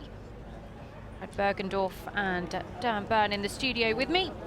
Fred, So far so good for Gwendolyn. The French could use a change of fortunes now. Yeah, definitely. But this horse seemed to be jumping well, if anything, a little bit keen. But as long as she can keep that under control. First time at Chatsworth for Gwendolyn, first time at Chatsworth for Romantic Love. 7 CIC 3 stars for this gelding. Only 2 have been without penalties. Within 9 seconds of our leader, Laura Collett. Going into the cross-country, Gwendolyn Furr lays down her challenge in the show jumping with Romantic Love. She's guaranteed a top 10 finish at the end of this second phase of competition. And a good round for the French there after a few disappointments. Yeah, definitely. She had a really positive round. The horse took her, jumped well, very careful. Well, Gwendolyn Furr, good clear round for her. And she certainly wasn't hanging around on the time either. No, as soon as you get the clear round show jumping, your thoughts begin to go to cross country, and can you maintain that now? So that speed's going to be all important. For me, the key thing that we saw with Gwendolyn, they went in there on 28.7. They have stayed on 28.7, below the magic number of 30. I really want people keeping that number in mind as we go on. Here comes a world champion, Nicole. Well, a world champion last year at the 7-year-old World Championships for young horses, Le Lion d'Angers, Alert Amalib Or, with Astier Nicolas, but relatively inexperienced, this horse. Only an 8-year-old, and in his first attempt at this level, Astier yesterday said that he had actually planned to bring another horse, but this horse went very well in his final preparation run, and he decided that he was ready for the step up in class. 28.5, Astier knows what it takes to win here. He did so 2 years ago with Piaf de Bonneville. Are you ready for a curse, Nicole? No. They've never had a show jumping fault in their international career. It's very limited career. It started at Chatsworth. Have they had one? They've had one. I've done it. Oh. We're going to have to put a gag on you. That is not right. Curse of Derm strikes. 1 pole down, unfortunately, for Astier Nicolas, Alert Amalib Or. Perhaps just a little inexperience showing through? Yeah, a little bit. Having said that, I think it started very well. A good canter, good rhythm. It looked very tight. It looked like they knew each other really well. So I still think that this horse could do a lot in the future. Well, a time penalty as well, but Astier very much one eye on the future with this horse. And I think, you can take the credit for that 1 pole down. No, Nicole, that's just numbers. It's been, as Fred said, it's a very promising horse till now. It's going to be a very promising horse in the future, but that's the first time that they've ever had a fault in the show jumping phase. And why was it, Fred? Just got in a little tight? Yeah, I mean, if this horse is not so experienced, they come into this ring, there's a lot to look at. I think it actually started really well, but it is a technical course. We've seen some riders ride it really well. That doesn't make the course easy. So an expensive round, costing them some 9 places on the leaderboard for Astier Nicolas. But next to go, it is Sammy Birch for Australia, one of 3 Australians in the field, with Hunter Valley the second, 28.2 in 8th position after the first phase. And Sammy represented Australia back at the World Equestrian Games in Jerez back in 2002 it was. She'll be hoping for a call up to try on a little bit later on this year, and this is a horse that is very much in the forefront of the Australian selectors' minds. Missed out on a place in the team in Rio. She started really well, but another horse which took 9 strides to the first, and I thought turned quite wide to the plank, so let's just see what the time looks later. Well, another to rattle that upright, but gets away with it. It does stay in the cups. Coming back to this penultimate line, and another fairly wide turn there. Yeah. Maybe she feels she needs those extra strides to get the horse balanced, and she certainly does a very good job with the jumps. Well, they're going to be flirting with the time allowed, and it can prove expensive. She's got to get to this final fence, and I don't think she's quite going to do it. Sammy Birch, Hunter Valley, 28.2. The last goes as well. And Fred, was that perhaps a prime example of thinking I'm chasing the clock and having that mistake? Yeah, and you can see that she jumped the next last, and she definitely knew she was in a hurry. She pushed on, and the canter was never as good as it was around the rest of the course. Well, 6 to add for Sammy Birch. Hunter Valley 34.2 for them. That drops them 10 places on the leaderboard. An expensive final fence, but certainly they'll stay inside the top 20. 7 more horses still to jump here in leg 1 of the Event Rider Masters in 2018. We're well inside the top 10. The reverse order show jumping means that the last combination we'll see will be our dressage leaders, Laura Collett and Mr. Bass. But these horses are all within a pole of each other. And next to come forward will be Ros Cantor and Shearer on a score of 28.1. So Ros can't afford any penalties to stay ahead of Gwendolyn Furr, who currently is the leader in the clubhouse. So she rode that first line much better in a big canter, turning a little bit tighter to the planks. Hopefully will help her later on in the course. Ooh, the horse looked at that. That almost be the bit of sand on the ground that's just helping the footing slightly, perhaps? Yeah, could easily be. Well, 1 pole down actually costs Ros 6 places on the leaderboard, so she'll need to limit that. Went very well here last year. And looking a little bit again, yes. Having to work pretty hard out there. The horse that was actually in the top 10 in 2 4-stars last year. Had a very good run here as well in leg 1 of the series in 2017. Finished inside the top 10 with a fast clear, easily inside the time. So just the 1 pole down for Ros Cantor and Shearer. Is that enough to keep her in contention, Dan? I would think time will be interesting. I mean, I always like hearing Ros talking about Zenshira. It's a very different. She talks about him very differently to All-Star Beater at very different stages of her career, and Zenshira is the family pet, you know, and I don't think Ros is going to push Zenshira for time if the time isn't in there. So I think it'll be a very friendly round. They're very good in this phase. They never have more than 1 down. They can jump clear or they can have 1 down, but it's always limited to that. So probably not a podium play for me. Well, Ros Cantor 1 pole down, costs her 6 places on the leaderboard. You really do need to leave all of the poles standing here, and 1 man aiming to do that. Hasty Imp, Francis Whittington, 27.9 in 6th place coming forward to this second phase. Francis had 3 top 10 finishes in the Event Rider Masters series with this horse last year, owned by Margaret Smith.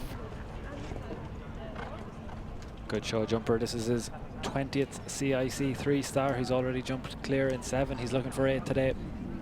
And I think started well. It looks forward enough. Nice canter. But a pole down, and that is going to prove expensive. Some 6 places on the leaderboard. Hasty and Francis Whittington, 31.9. Would it be fair to say they're not always the speediest across the country, Dan? Nicole. It would be fair to say that, indeed. I had to check, I wasn't sure. Good jumpers, but you're right, the time penalties add up, and those time penalties are going to add up at Chatsworth more than anywhere else. 1 down at the moment. Oh, the last goes as well, and that is going to be very expensive. Dropping some 13 places on the leaderboard. Francis Whittington, Hasty Imp.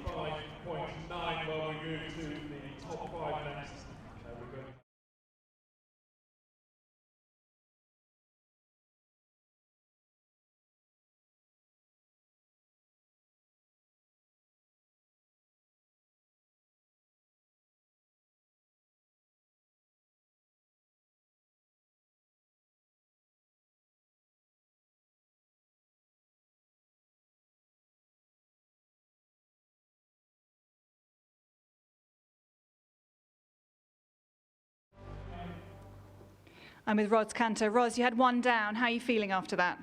I'm really pleased with Zenshira today. He jumped a really good round. We just got a little bit too tight coming out of the first double, but he tried really hard. He's not always conventional in this phase, but he jumped really super, so I'm happy. When I spoke to you yesterday, you were only 50-50 about going clear, so you were sort of par with what you were thinking. Yes, yeah, he doesn't jump clear rounds day in, day out, so yeah, we'll take 1 down today. And you're going to go for it in the cross country? Yeah, we'll go and have some fun. Good girl. All right, thanks. Well, 5 combinations still to come forwards, and next of them is for Italy. Vittoria Panizon and Checkers Play the Game. 27.7, 5th place. A pole would be expensive at this point, Derm. What can we expect from them? Well, you always give out to me if I say anything negative. I mean, they jumped a beautiful clear round to win on a record score at Tattersall's. I will be hoping for the best for a big ERM favourite in Vittoria Panizon, but I would be surprised if there's no poles on the floor after. Well, watch this space. A pole will cost them around 6 or 7 places on the leaderboard, so it is proving very expensive and would take them out of the top 10 as things stand at the moment. Well, there goes an early pole, and sees them already down to 11th, 31.7. Gwendolyn Furr really is climbing in this top 10, as is Izzy Taylor and Call Me Maggie May.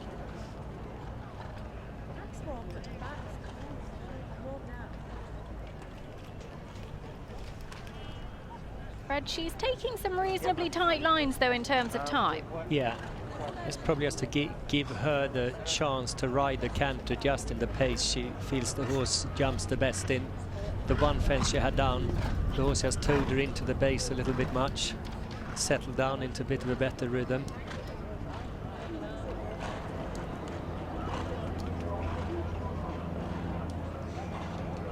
Well, coming round to the final fence, the time is going to be fairly tight. Vittoria Panizon and Checkers Play the Game. 1 pole down, they clear the last and sneak inside the time. 31.7, so it costs them some 6 places on the leaderboard, down to 11th as things stand at the moment. But Gwendolyn Furr came into the show jumping in 10th place. She's already going to be no worse than 5th going forward to the cross country. But Vittoria Panizon, just the 4 to add with Checkers Play the Game, and 31.7 their score coming forward. So the top 3 as things stand at the moment in terms of those that have show jumped: Gwendolyn Furr, Izzy Taylor, Sarah Ennis, and there is very little in it at the top of the leaderboard. 4 still to jump. Piggy French coming next. Quarry Crest Echo, 27.3. Of the 4, we've 1 from 7 at CIC 3-star level without penalties for Quarry Crest Echo, 1 from 6 for King de Brio, 5 from 10 for Sandman, 12 from 13 for our leader Mr. Bass. Question mark over the next 2. Happy to be proved wrong, but Quarry Crest Echo now, afternoon will be their big strength. Well, they are only 5 seconds behind our leaders in the show jumping at the moment. That would be taking into account the cross country. That is nothing here at Chatsworth. That's nothing, but 1 pole down and that becomes 15 seconds. Let's keep that in mind. Keep the poles up and Piggy's right in with a shout. So far really good lines, good rhythm, really under control so far. An ultimate line for Piggy French. Of course, it's really trying for her. The time looks okay. She's just got the last to jump. She can't waste any time, but she's all right at the moment. 27.3. She's going to put the pressure on, and she clears it. Piggy French, Quarry Crest Echo. Music rings out here at Chatsworth. 27.3. They were 11th here last year. That is a big performance from this young lady. Big moment. Only picked up 5.6 in time last year. They've stayed under 30. Great show jumping around from Piggy, and Red, as he's known. That's a big moment in this leg. Well, Piggy French, Quarry Crest Echo, and I think one of the most assured performances, one of the nicest to watch as well, Fred. Yeah, absolutely. I was just thinking the same things. Probably the one horse and rider which were most controlled, most knew what they were doing from start to finish. Well, Piggy French and Quarry Crest Echo is going to be in no worse than 4th position. But now it is King de Brio, Thibaut Valette, 30.4. Showing us an early pole. Did the first go? I didn't see it.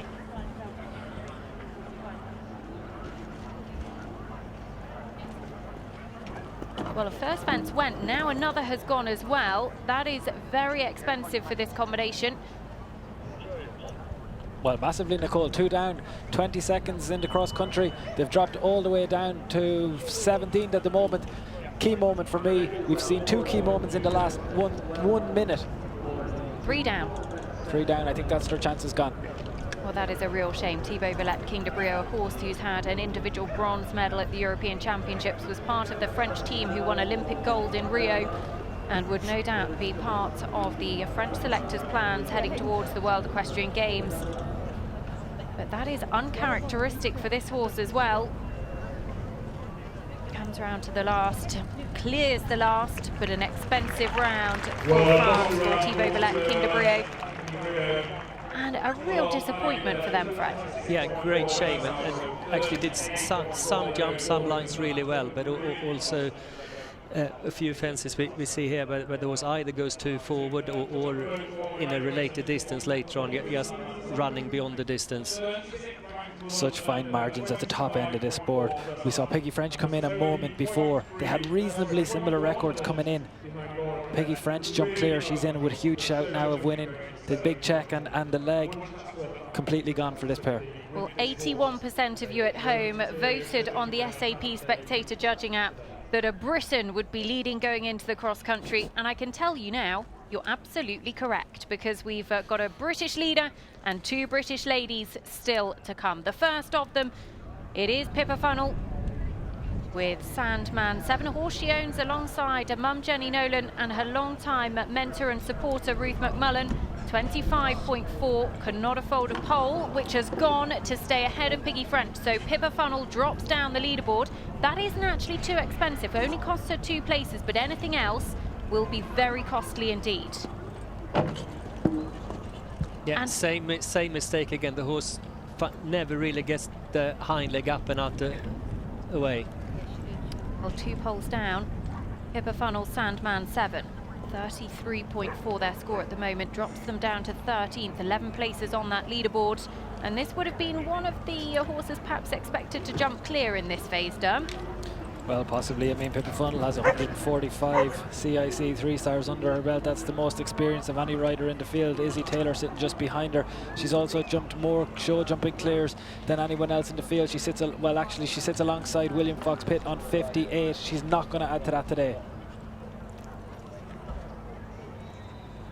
Well, Pippa Funnell clears the last, but an expensive 2 penalties with Sandman 7 costs her a number of places on the leaderboard, some 11 places in total, and that means that Pippa finishes on 33.4. We just get the opportunity to see the first of those poles. It happened very early, Fred. Yeah, the horse jumps and just pushes too far forward, and you see never really managed to turn the body over the fence and get the hind legs up and out of the way. And very similar on the second mistake. Well, Pippa Funnell and Sandman 7 out of contention as things stand at the moment. So it will be a young British rider at the top of the podium going into the cross country. Will it be Piggy French and Quarry Crest Echo, or will it be this young lady, Laura Collett and Mr. Bass? This horse Laura thinks a huge amount of for the future. 25.3 their starting score, a personal best in the dressage yesterday. Cannot afford to have a pole down in this phase to stay ahead of Piggy. Owned by Laura alongside Nick Howe and Keith Scott. Derm, this combination have a lot of form at this level. A lot of very good form. I'm almost afraid to say anything, but 13 runs, 12 of them have been clear in this phase. We've talked about their ability to finish under dressage score. We were talking about a world champion. We're talking about a top up-and-coming rider. Clear so far. I can say no more, Nicole. Would look to be taking a little bit longer on time, Fred? Yeah, she didn't get the canter she wanted between the first couple of turns. The jump so far. Well, that is costly. It cost them 2 places. Piggy French will be leading going into the cross country this afternoon. Laura Collett and Mr. Bass, a rare pole for them, but do not discount them, Derm, because they're fast in the cross country. Yeah, very fast cross country, absolutely still in this. It hasn't cost them too much. Everything is about time penalties cross country. You know what, it may not be too bad for them. They probably won't get the press attention and all the media spotlight going onto the cross country. they might just be able to sneak in there a little bit unannounced. Our top ones, Nicole, are all still there. Cloudamere, Mr. Bass. The speed horses are going to come out this afternoon, but now it's up to Piggy French, Quarry Crest Echo, hers to lose now.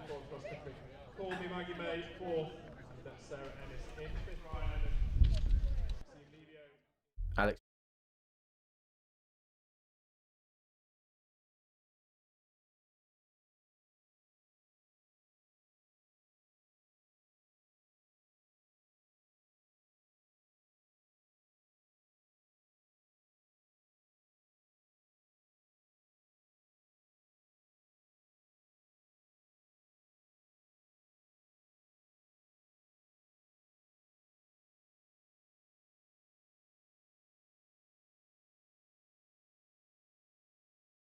Country, how does it feel? I'm not used to this position, so it's new to me, and it's only the second DRM I've done, and I've always wanted to be involved in the classes, so it's very exciting.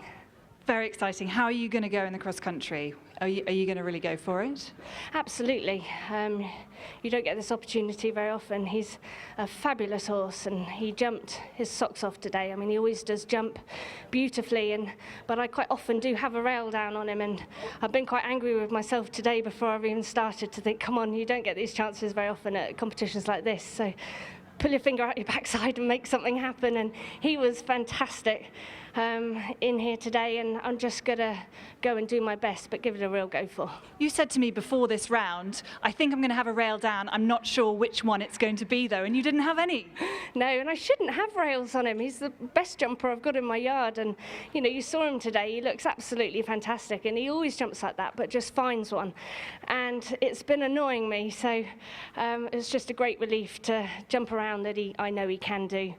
And hopefully I'll just, you know, do my best and do the horse justice and give it a real go. Okay, well, we wish you very best of luck. It's battle of the ladies at the top of the table. All remains to be seen this afternoon. Well, what a day this afternoon is going to be, because Laura Collett to pole down means Piggy French will be our leader. Quarry Crest Echo, she's 3 seconds in hand of second place Gwendolyn Furr. Expect Gwendolyn to be going fast across the country with Romantic Love. Laura's still well in touch for a podium finish with Mr. Bass in third. A little bit further down, disappointment for Pippa Funnel with 2 down, and Sandman 7, 33.4 takes them out of contention. Ludwig Svenestall, Ballon Miss, they climbed a lot of places on the leaderboard at Gatcombe for a podium finish last year in the cross country. Keep an eye on them. Big climbs for Sam Watson, Horseware Ida highlight with that very good clear round, one of the first to go this morning. And disappointment again for some of the French riders, Thibaut Villette and Matthew Van Lanigan. Arthur Dufour as well, an expensive round. Karim Le Gouargue and Tebi de Ouz, unfortunately things not going to plan for them in that phase at all. So the show jumping has well and truly shaken the order. We've some 12 seconds on the cross country covering the top 10, and we've no doubt that riders will be using every single one of those in a game of snakes and ladders in the cross country this afternoon. Now, Derm, at the start of the show, I asked you how many clear rounds.